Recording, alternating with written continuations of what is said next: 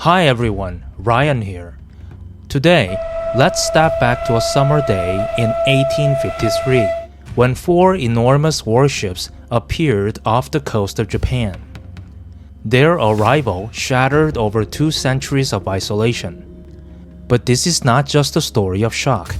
It's a story of how Japan turned crisis into strength.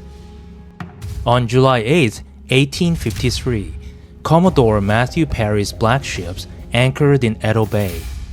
For the Japanese, these steam-powered giants were like creatures from another world. At their decks stood sailors armed with cannons and rifles that no samurai sword or bow could match. Imagine standing on the shore. For centuries, Japan had kept foreigners at bay, and suddenly, here they were, demanding entry. To resist meant destruction. To comply meant shame. The shogunate was caught in a no-win situation. The Tokugawa shogunate had built its power on stability and tradition. Trade was restricted, foreign influence carefully controlled. But Perry's message was blunt: open your pores or face war. The world had changed, and isolation could no longer protect Japan. This was the conflict, tradition versus survival. How do you defend honor when your weapons are centuries behind? After tense negotiations, Japan signed the Treaty of Kanagawa in 1854 with Commodore Matthew Perry of the United States. The treaty opened the ports of Shimoda and Hakodate to American ships for resupply and established a U.S. consulate in Japan. While the agreement seemed limited at first, it broke the centuries-long policy of sakoku, national seclusion. Soon after, other Western nations including Britain, Russia, and the Netherlands demanded similar treaties, forcing Japan into a series of so-called unequal treaties that granted extraterritorial rights to foreigners and fixed low import tariffs that Japan could not control. For many samurai, especially those serving domains like Satsuma and Choshu, these treaties were nothing short of humiliation, proof that the shogunate had failed to defend Japan's sovereignty. They saw the Tokugawa regime as weak, bending under foreign pressure. The slogan Son no Joi, revere the emperor, expel the barbarians, gained traction among disaffected samurai who wanted to restore imperial authority and drive out Westerners by force.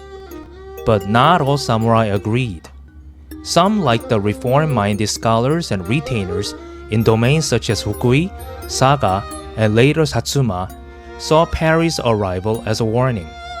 Western powers could not be repelled with swords and spears alone. To survive, Japan needed to modernize, adopt Western firearms, ships, and military organization. For these men, the treaties represented both a humiliation and a dangerous opportunity: adapt or be colonized. The political fallout was immediate. Samurai uprisings and assassinations shook the late Edo period.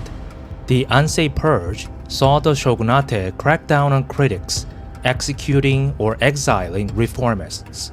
Radical samurai struck back, most famously in the Sakura Damon incident of 1860, when Lee Naosuke, the shogunate's senior counselor who had signed additional treaties with the US and Europe, was assassinated outside Edo Castle.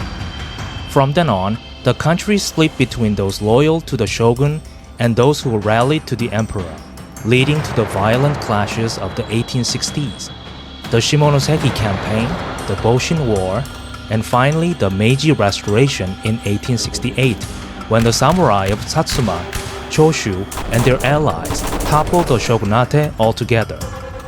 Here's the twist: Japan didn't collapse under foreign pressure. Instead, many leaders asked, what can we learn from this? In the decades that followed, Japan embarked on one of the most remarkable transformations in history. The Tokugawa order gave way to the Meiji Restoration. Samurai traveled abroad to study science, military strategy, and industry. Railways, shipyards, and schools spread across the country. Western rifles and cannons were adopted, but so were Western ideas of government, education, and law. This is where Japan's genius shines. Instead of rejecting the West, Japan absorbed its strengths while keeping its own spirit alive. Within just a generation, Japan went from being threatened by foreign powers to standing among them. In 1895, Japan defeated China in war. A decade later, it stunned the world by defeating Russia.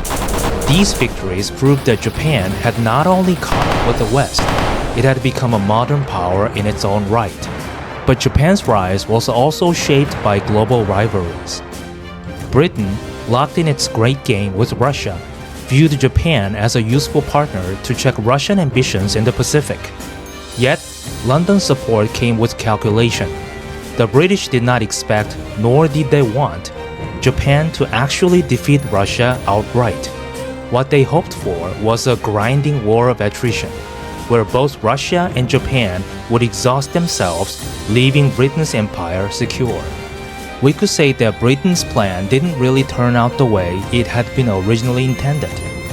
Yet, to understand how events reached this point, we must look back to the beginning.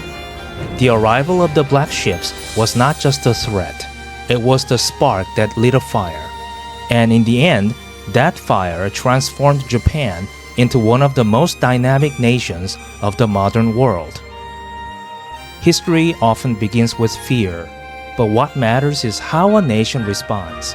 Japan turned its darkest moment of vulnerability into a story of resilience and achievement, and that's something worth remembering with pride. Thanks for watching. If you enjoyed this journey into history, don't forget to like and subscribe. See you in the next video.